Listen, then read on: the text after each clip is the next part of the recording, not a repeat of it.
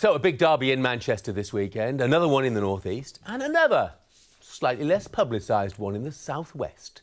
Johnny Phillips explains. Islands in the stream, that is what we are. No one in between. How can we be wrong? Sail away with me to another world. The islands of Scilly, a 2.5-hour boat trip southwest from Land's End in Cornwall. It's the last stopping point in the United Kingdom. And here, every week at Garrison Field on St Mary's, Garrison Gunners play the only other team on the islands, Woolpack Wanderers, in the smallest league in the world.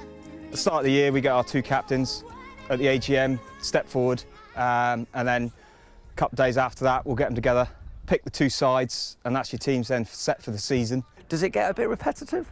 People obviously think that, but it doesn't get repetitive. I don't think so. And obviously the personnel changes from week to week with people being here, not being here. It's not necessarily the best players, it's the ones that will turn up week in, week out. They're the ones that make the difference. And presiding over it all is former semi-professional referee Phil Charnock, who retired here from the Black Country. After a couple of years, a bit threadbare of referees on Sunday mornings here for the 2 teams, so I bought another new pair of boots and got on with it.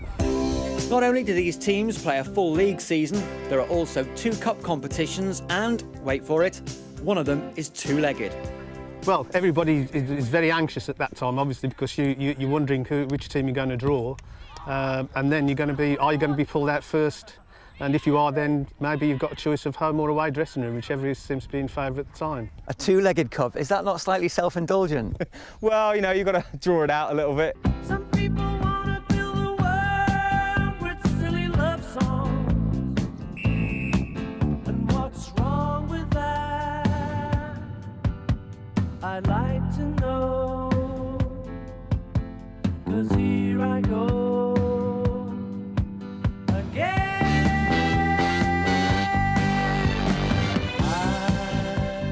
The season starts every October, and the opening game was a classic, with Wanderers in yellow taking an early lead through Sam Eaton as a healthy crowd watched on.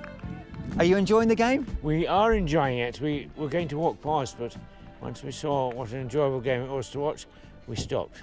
We recognise a few of the characters from the island and Yes, yeah. enjoyed seeing them on here. Some of them are very good, and we've seen them working during the day, so it's good to see them having a good time on a Sunday morning.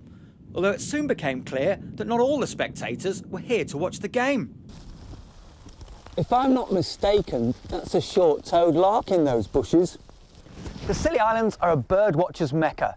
Anyone who's anyone in the world of twitching comes here to spot some rare birds.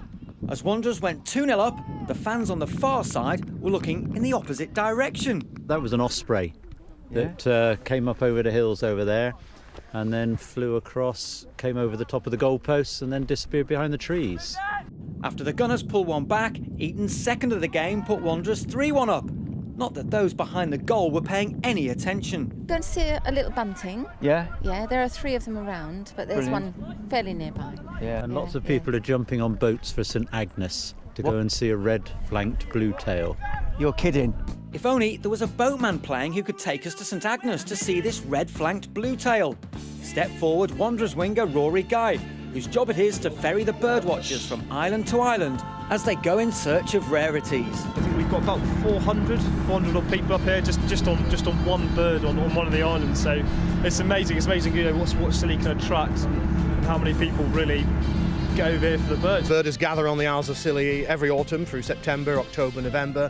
It's the great Scilly season. We spread out all over the islands using radios to communicate and pages. Not only do the Twitchers provide a vital economic boost, they also make up the opposition in the prestigious overseas fixture. Through the 1980s and 1990s, and reinstated this year, there is a Birders versus Islanders football match. Because, of course, the Islanders are only playing in 2 teams endlessly against each other. They challenge the Birders. The most exciting thing about playing as a birder is that you never know. Somebody may shout there's a rare bird and the whole pitch may empty as one entire team runs off, throwing off their football kit and disappears off with binoculars down some path. Is that Brian Kilcline coming on for the Gunners at the back? Eaton's hat-trick looked to have made the game safe for Wanderers, but big Andy Thomas had other ideas, and at 4-2 the game was still in the balance. on the winter, there isn't much really happening for youngsters or anyone really. The only thing is really what we live for on Sundays is football. So it's good fun. It's good to get up there, but it's always competitive. Everyone wants to win. Everyone wants to get stuck in. Drama everywhere now as the Gunners brought it back to 4-3 with just 2 minutes to go. But what about this red flank blue tail? Has anyone seen it? 400 Twitchers and a Soccer Saturday cameraman and reporter had surrounded a field on St Agnes, and we weren't moving till the bird showed up. It's disappeared for 10 or 15 minutes and we don't know where it is. What's that over there? That's it! Sail away with me. And on Garrison Field, a fifth Wanderers goal brought the opening game of the season to a close. So has that set a marker down for the Wanderers? Do you think you're going to be favourites for the title now? Yeah, I think we have a stronger team and just see how it goes each week, see what numbers we get up and see what we can do. Football that peaked and troughed, fans enthralled, 8 goals to enjoy and a red-flanked blue tail. This is the Scilly season.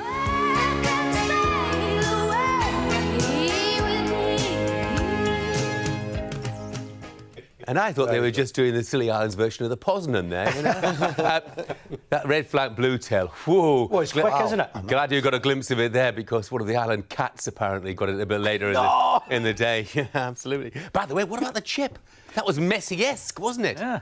To see Jan Mulby hasn't lost it. Yeah, incredible. Andy Thomas was the fella who got that. I tell you what, that's put the red flag blue tails amongst the pigeons. Or something like that. I think we should move along, don't you? Yeah. Coming up next, we look forward to part 3 of Super Sunday. Liverpool against Southampton.